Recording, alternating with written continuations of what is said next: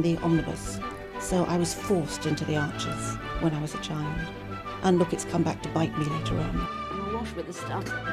The Archers is the world's longest-running radio show, with more than 15,000 episodes broadcast.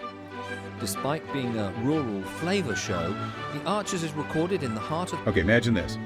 A pub, it's Father's Day, absolutely packed. You hear the usual sounds, right?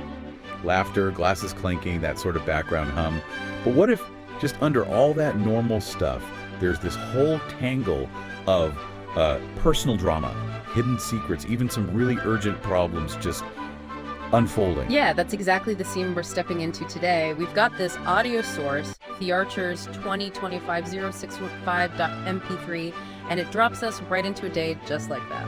So our mission here is to kind of unpack all these layers, the human interactions, the surprises, the real world pressures these characters are facing.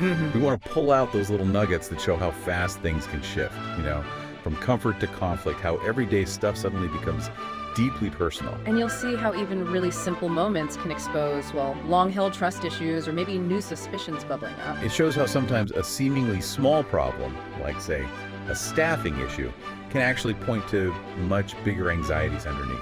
Yeah. It's all connected, personal lives, work stress. Exactly, it's a constant intertwining. Okay, let's dive in then. We start with Brian and Miranda. They're trying to find a table in this really crowded pub. It's Father's Day, remember? Right, and Brian seems, well, pretty cheerful initially. He's even floating this idea about a family holiday in Albania, of all places. Yeah, just casually dropping that in. He's planning this nice solo lunch with Miranda, who he calls his glamorous girlfriend. But you feel it straight away, don't you? Oh, definitely. There's a heaviness there. Miranda is visibly uneasy. It's a stark contrast to Brian's mood. The tension is palpable. And it doesn't just stay under the surface for long. Miranda basically comes right out with it. She says, things might have run their course. And that she wants to quit while we're ahead with her so-called relationship. Ouch. Brian seems genuinely floored by this. He says he thought things were going rather marvelously. Complete disconnect between their perspectives. And that's where it really kicks off. Miranda lays out her accusations, specific ones. She talks about his shenanigans. Right, she's not vague. She mentions him canceling plans twice recently, taking phone calls outside the room. And the big one, being seen at the pub last night with a mystery woman, even though he claimed he was staying home with a book. She even checked up on him, asked Jolene, the landlady, if he'd been in. When she brings up his form, how much is that playing into it? Is it just this incident, or is it dragging up the past? Well, you know, that word form carries a lot of weight with Brian. Miranda immediately connects it to his big affair, the one with Siobhan years ago. It's one that resulted in Rory, who she calls living, breathing evidence. Exactly. It's like, for Miranda, that past casts a really long shadow. It makes it hard to trust him now, even maybe when he's innocent. She uses that old saying, doesn't she? A leopard doesn't necessarily change its spots. And Brian, in typical Brian fashion, tries to deflect with a joke. Something about an 81-year-old leopard maybe having changed its spots by now. Yeah. But the truth, when it finally comes out, it's almost ridiculous. Totally unexpected. He eventually confesses. He's been taking secret bridge lessons. Bridge lessons. Yes, from Martin Gibson. Because he played so badly last time and was, like, really embarrassed about it. Wow, so all that drama, the suspicion, the relationship on the brink, over bridge. Pretty much. It's kind of funny, but also highlights how easily things escalate. But his embarrassment gets misinterpreted as something way more sinister. And Miranda, she doesn't just take his word for it either, does she? No way. She gets her phone out right there at the table and calls Martin Gibson to check the story. And Martin confirms it. Yep. Martin confirms the bridge lessons. You can almost hear Brian sigh with relief. Miranda does apologize then for lashing out. But it's interesting what Brian says next. Oh yeah, that was quite poignant. He says even Jennifer, his late wife, wasn't always prepared to put up with my shenanigans. That hints at a longer pattern, doesn't it? Even if this time it was innocent bridge playing. Definitely. So how does this whole scene end? After all that, Brian suggests He proposes they enter a competitive bridge tournament together on Wednesday evening. And he frames it as this huge test for their relationship. If we win, then it's all fine and dandy between us. If we lose, Talk about pressure. A bridge game deciding their future. It's quite something. it really is. But while all that emotional drama is unfolding at table 5, There's a whole different kind of crisis brewing behind the scenes at the bar. right, let's shift focus to the staff. Mhm. We meet Fallon, the server. She's clearly stressed.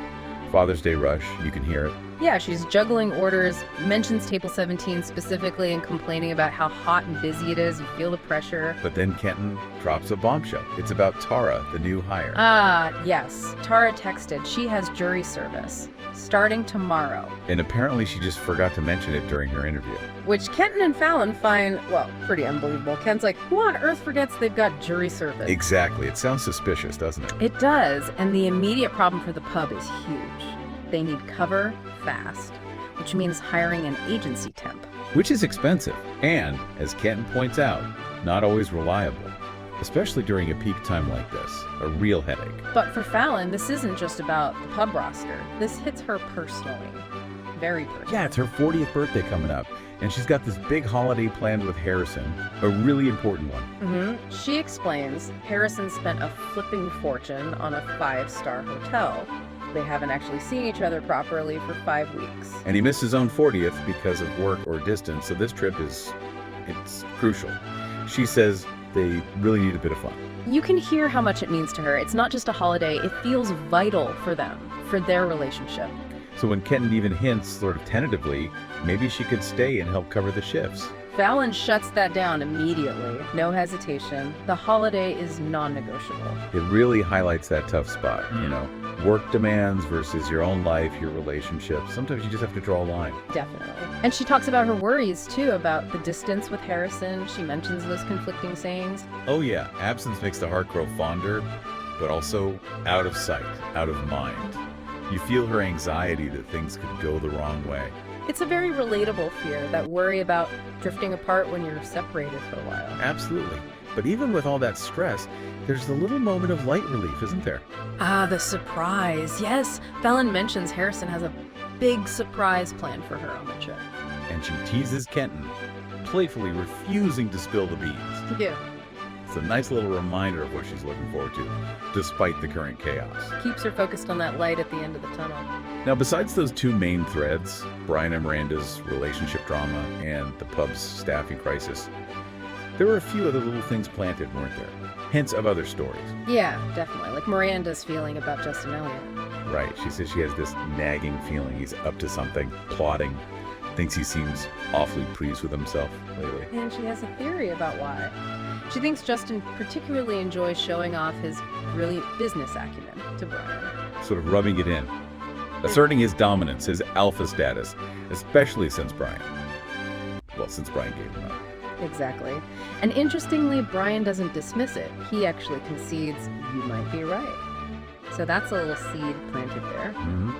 And there is also that brief mention earlier of the Albania holiday, the one Peggy apparently wanted. Oh yes, the family holiday Peggy is supposedly forcing them all to go on from the grave, as Brian puts it. Which is quite impressive, really. But Brian actually invited Miranda to come along on this big family trip. Which is interesting timing, isn't it? He asks her just moments before their whole relationship crisis erupts. Yeah, it shows maybe how out of touch he was with how Miranda was actually feeling right then. He's thinking family holidays, she's thinking it's over. A perfect example of that disconnect we talked about earlier. So we've covered quite a bit today, haven't we? We dove into this single day, saw a relationship nearly implode over a pint. Well, over bridge lessons, technically. Right, over bridge lessons. And then we saw the very real stress of running a busy pub, the staffing nightmare. And all those undercurrents, the secrets, the suspicions, the history bubbling up, it really shows how complex everyday life is, how connections are always being tested. What really stands out, I think, is how quickly things can escalate. A simple chat reveals decades of mistrust. A practical problem like staffing brings up deep personal fears about a relationship. Absolutely. This deep dive shows us that often the biggest dramas aren't these huge, obvious events. They're happening quietly, under the surface, in these everyday moments. It's all tangled together: work, life, love, fear. It makes you think, doesn't it? What seemingly innocent hobby, like Brian's bridge playing, might someone actually be using to hide something else entirely? Maybe not an affair, but some other shenanigan. Or flipping that around, what tiny comment in just a normal conversation, something you might barely notice, could actually be the key? The clue to understanding a huge challenge someone's grappling with privately. Yeah. It really pushes you to consider how often the most important truths, the real stories, are hidden right there, just beneath the surface of the ordinary, just waiting for someone to notice. So, what are you doing now? Just getting ready for the next episode. Just moving mics around. So, what do you do? I do the spot effects on the arches. Any Are you what we movements call Foley then? kind of. Yep. Okay. And these are all part of the paraphernalia of production. Yep. That's the ball bar. That's This one. Yep. That's. Haley so wanted to be in their own place when their baby came. It's due in 2 months. Not much chance of that now. No. I mean, it would have been a stretch for them financially, mind, but I just wish there was something practical I could do to help them, Caroline. I think The Archers has had this immense popularity over the years, basically because it has always very accurately reflected the reality of life and living in a rural community, at whatever